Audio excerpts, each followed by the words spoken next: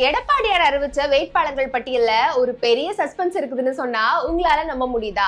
Video ஃபுல்லா பாருங்க, உங்களுக்கே தெரியும். தேர்தல் தேதி அறிவிச்சதுல இருந்தே எடப்பாடியாரோட அசுர ஆட்டத்தை பார்த்த எதிர்கட்சிகள் எல்லாரும் களத்துல இருந்து துண்ட காணும் துணிய காணும்னு தலை தெறிக்க ஓட ஆரம்பிச்சுட்டாங்க. கொள்கை கூட்டணி, அந்த கூட்டணி, இந்த கூட்டணின்னு சொன்னவங்களாம் இப்ப கூட்டணி அமைக்கவே முடியாம தள்ளாடிட்டு இருக்காங்க. ஆனா எடப்பாடியார் தேர்தல் வாக்குறுதி, முதற்கட்ட வேட்பாளர், இரண்டாம் கட்ட வேட்பாளர்கள், தேர்தல் பிரச்சாரம்னு அடிச்சு தூள் கிளப்பிட்டு இருக்காரு. இதுல எடப்பாடியார் அறிவிச்ச இரண்டாம் கட்ட வேட்பாளர் பட்டியல்ல முக்கியமா நாம எல்லாரும் கவனிக்க வேண்டிய பல தகவல்கள் இருக்கு. 127 தொகுதிகளுக்கு அறிவிச்ச வேட்பாளர் பட்டியல்ல சுமார் 17 பெண்களுக்கு வாய்ப்பு கொடுக்கப்பட்டிருக்கு. அதுலயும் 11 தொகுதியில தாழ்த்தப்பட்ட சமூகத்தை சேர்ந்த பெண்களுக்கு வாய்ப்பு கொடுக்கப்பட்டிருக்கு. சமூக நீதி, பெண்கள் உரிமைன்னு போலி விளம்பரம் செய்யும் திமுக மத்தியில அம்பேத்கர், பெரியார் கண்ட கனவை இன்னைக்கு எடப்பாடியார் நிறைவேற்றி வராரு.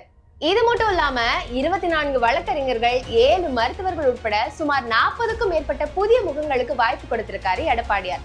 இப்படி அனைத்து தரப்பு மக்களையும் அரவணைச்சு மிகச்சிறந்த தலைவரா வலம் வராரு எடப்பாடியார்.